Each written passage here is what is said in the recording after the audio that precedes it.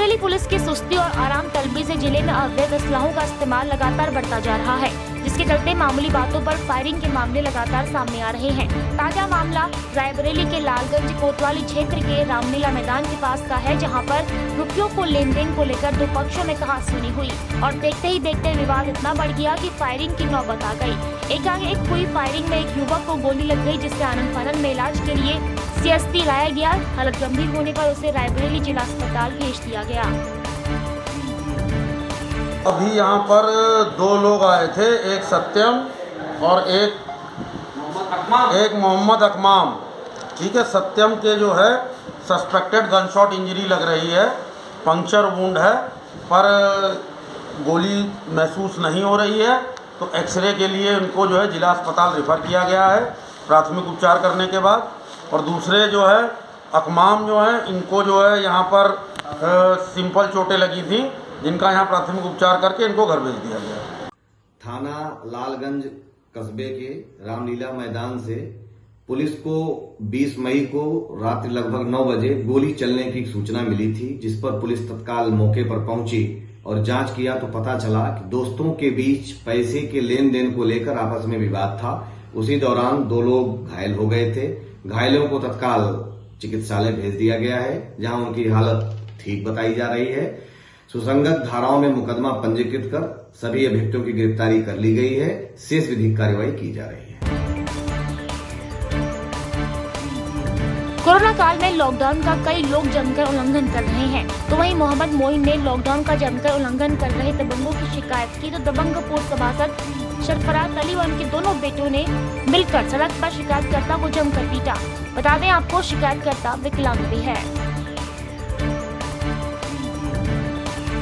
UP में दलमऊ तहसील के पूरे बनियानी मजरे शराय दिलावर के निवासी अवधेश यादव सेना में हवलदार के पद पर तैनात थे और मौजूदा समय में बठिंडा में पोस्ट थे। 2 दिन पहले उनके सीने में दर्द की शिकायत हुई और जब उन्हें अस्पताल ले जाया गया तो उनकी मौत हो गई। जैसे ही गांव पहुंचे तो गांव में कोहराम मच गया। पूरा गांव शोकाकुल है और राजकीय सम्मान के साथ दलमऊ घाट पर अंतिम संस्कार किया गया। ये ड्यूटी पॉइंट पे थे, वहाँ से इनको चेस्ट पेन हुआ नॉर्मली पहले, तो ये अपना रूट साइकिल करते थे, साइकिल से रूम पर पहुँचे। क्या ये पहले भी बीमार थे? कुछ कभी कोई शिकायत नहीं, फर्स्ट टाइम से शिकायत हुई। कुछ आप लोगों से बात हुई हो कि किस कारण रहा है या कैसे, मतलब अचानक कैसे खत्म हुआ? अचानक नहीं, इसमें चेस्ट पेन की ही प्रॉब्लम बताई गई है और मेडिकली तौर पर भी चेकअप दिया है। मैडम की रिपोर्ट के आधार पर यही बताया गया है कि चेस्ट पेन हुआ हार्ट अटैक। क्या कोई कोरोना से पॉजिटिव या ऐसा कोई कंडीशन नहीं थी, क्योंकि यूनिट से बाहर बंदे को बाहर जाने नहीं दिया जाता। मथुरा के राजकीय बाल शिशु सदन में बच्चों की मौत का सिलसिला थमने का नाम नहीं ले रहा है। बता दें कि विगत 15 मई से लेकर बीती 20 मई तक पिछले 5 दिनों में 3 बच्चों की लगातार मौत हो गई है। तो वहीं आखिर उस मौत के पीछे का कारण भी पता नहीं चल पा रहा और किसी भी प्रशासनिक अधिकारी ने ये जानने की कोशिश नहीं की कि आखिर ऐसा क्यों हो रहा है। इस संबंध में जब राजकीय बाल सदन के अधीक्षक से बात की गई तो उन्होंने बच्चों की मौत का ठीकरा डॉक्टर पर फोड़ दिया। 5 दिन से भर्ती था ना बच्चा बाग में जी, मशीन पर रखा हुआ था, मैं इलाज चल रहा था। अच्छा, इलाज के दौरान खत्म हो गया। तो डॉक्टर ने कुछ समस्या बताई थी इसको? अब इस साल मुझे जानकारी नहीं, मुझे तो जो है फोन किया, घर से आया, मेरी नाइट ड्यूटी है जी, तो बोले कि ऐसे चला था, बच्चा खत्म हो गया, तो चला आया। पहले 15 तारीख को बच्ची एक्सपायर हुई, उसके बाद 18 तारीख को बच्ची एक्सपायर हुई राजकीय शिशु सदन की, उसके बाद आज ये बच्चा एक्सपायर हो गया। क्या लग रहा है आपको, क्या कोई लापरवाही नहीं बरती जा रही? लापरवाही से ये तो वहाँ भर्ती करा दी हॉस्पिटल में जी, और वहाँ इनका उपचार चल रहा है। अच्छा, तो क्या नहीं माना जाए कि इन बच्चे संक्रमित नहीं हैं? नहीं, संक्रमित नहीं है। अब तो ये जितने भी कर्मचारी बच्चे सब नेगेटिव हैं। नेगेटिव हैं सब। फिर अचानक ये मौत क्यों हो रही है? इसका मतलब ये कि कहीं ना कहीं लापरवाही बरती जा रही है राजकीय शिशु सदन में बच्चों के साथ। ये तो सब हॉस्पिटल में इलाज चल रहा है और ये तो डॉक्टर बताएंगे क्या परेशानी थी, कैसे। हमारे यहाँ से बच्चे जब मात्र 4 दिन भर्ती रह रहे हैं और उसके बाद में एक्सपायर हो रहे हैं, तो ये तो सब डॉक्टरों को देख रेख में हो रहा है। डॉक्टर यहाँ कौन है डॉक्टर जो बच्चों की देख रेख करते हैं? हाँ, डॉक्टर अमन। डॉक्टर अमन है जी, डॉक्टर अमन बच्चों का इलाज करते हैं जी जी। तो क्या कुछ लग रहा है कि इलाज में लापरवाही बरती जा रही है या बच्चे कुपोषण का शिकार हो रहे हैं? अब ये तो डॉक्टर ही जवाब देंगे। खान पान तो बच्चों को यहाँ पूरी तरीके से हो रहा है एकदम फर्स्ट क्लास। हरी सब्जी मंगा रहा हूँ मैं। तो डॉक्टर साहब आप भी ऋषि साहब आप भी देखिए कि 5 दिन के अंदर 3 बच्चों की मौत होना एक अपने आप में बात है। बहुत हमें इतना बड़ा दुख हो रहा है कि मतलब हंसते खेलते बच्चे जा रहे हैं। मथुरा में जिलाधिकारी ग्राम विकास अधिकारी सीएमओ मथुरा ने कोसी स्वास्थ्य केंद्र का औचक निरीक्षण किया और स्वास्थ्य केंद्र पर चल रही व्यवस्थाओं का जायजा लिया। तो वहीं मरीजों से बातचीत भी की गई और मरीजों के लिए आवश्यक चीजें तुरंत उपलब्ध कराने के लिए सीएमओ डॉक्टर रचना गुप्ता को आदेश भी दिए गए। तो वहीं जिलाधिकारी ने बताया कि होम आइसोलेशन में रह रहे मरीजों के लिए जिले के कोविड-19 कमांड सेंटर के माध्यम से लोगों को उनके घर पर ही ऑक्सीजन उपलब्ध कराई जाएगी। सीएससी में जगह को चिन्हित किया गया है, यह सीएससी पर जगह है और उसमें ऑक्सीजन प्लांट विधायक निधि से उसको लगाने की योजना हुई है और ये शीघ्र ही इसका काम भी शुरू कर दिया जाएगा। सीएचसी कोसी का आज निरीक्षण किया गया। यहाँ पर एक बहुत अच्छी व्यवस्था 12 बेड्स की कॉन्सेंट्रेटर्स ऑक्सीजन कॉन्सेंट्रेटर्स के साथ उपलब्ध कराई गई है। तो आसपास के क्षेत्र वासियों को ज़रूर ये लाभदायक मिलेगी। साथ ही साथ जो संदेश अभी नोडल ऑफिसर सर के माध्यम से भी दिया गया है कि जो हमारा ऑक्सीजन ऑन व्हील्स व्यवस्था पूरे जनपद भर में सभी ग्रामीण क्षेत्रों में और शहरी क्षेत्रों में शुरू की गई है। उसमें integrated Covid command control centre पे कोई भी व्यक्ति कॉल कर सकता है और स्वास्थ्य टीम जो है हमारी RRT जो है वो उसको विजिट करेगी। उनके रिकमेंडेशन पर उन्हें तत्काल निःशुल्क सिलेंडर ऑक्सीजन का दिया जाएगा ताकि कोई भी हमारा जनपदवासी ऑक्सीजन की कमी या ऑक्सीजन की अनुपलब्धता के कारण उनके स्वास्थ्य पर कोई प्रतिकूल प्रभाव न पड़े। बिजनौर में वैश्विक महामारी कोरोना के चलते पिछले साल से मार झेल रहे रोडवेज बस चालक को घर से निकलना भी दुश्वार हो गया है। वाहन चालकों का कहना है कि सभी यात्रियों से सिर्फ सरकारी टिकट के अनुसार ही पैसे लिए जा रहे हैं। ऐसे में वाहन चालकों को अपने घर का पालन पोषण करना दुश्वार हो गया है। उत्तराखंड सरकार की गाइडलाइन के अनुसार उत्तराखंड से लाए गए सभी यात्रियों को बिजनौर यूपी के चिड़ियापुर बॉर्डर पर ही छोड़ दिया जाता है, जिससे यात्रियों को भी काफी परेशानी होती है।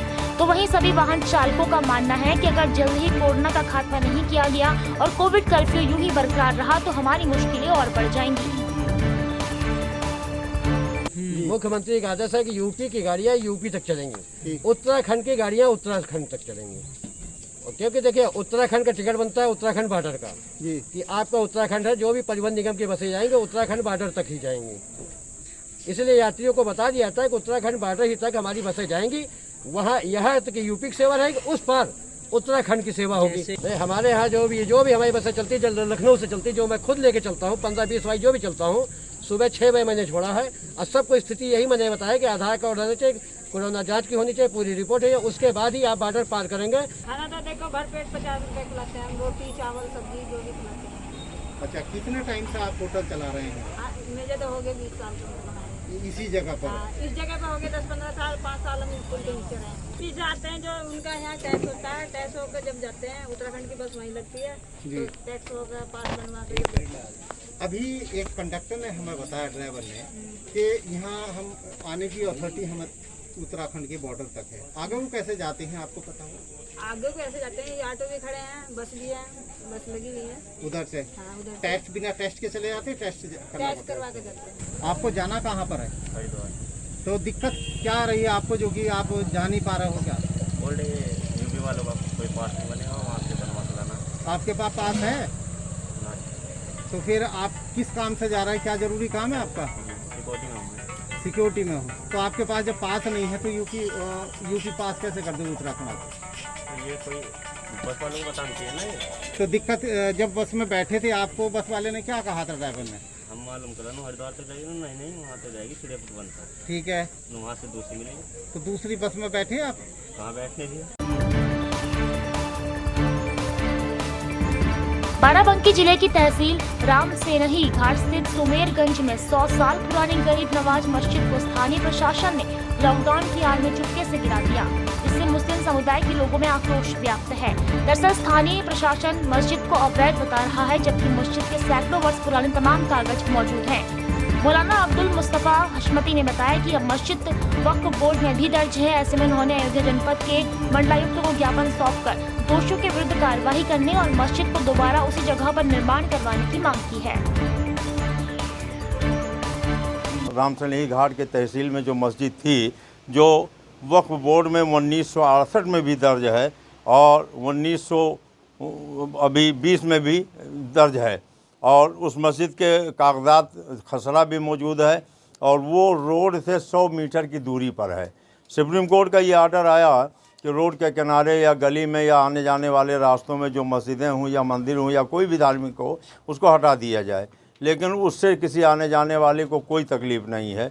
और जब मस्जिद शहीद की गई तो चारों तरफ 1-1 किलोमीटर तक पुलिस पीएससी लगा दी गई और उसके बल प्रयोग के ज़रिए से किसी को करीब नहीं आने दिया गया। मस्जिद के अंदर जैसा कि हज़रत मौलाना मुख्तारुल हसन साहब ने बताया कि उसमें सैकड़ों कुरान पाक मौजूद था, जो सबसे ज़्यादा मोतबर किताब पूरी दुनिया की है, मुक़द्दस किताब है। उस कुरान पाक की बेहुरमती की गई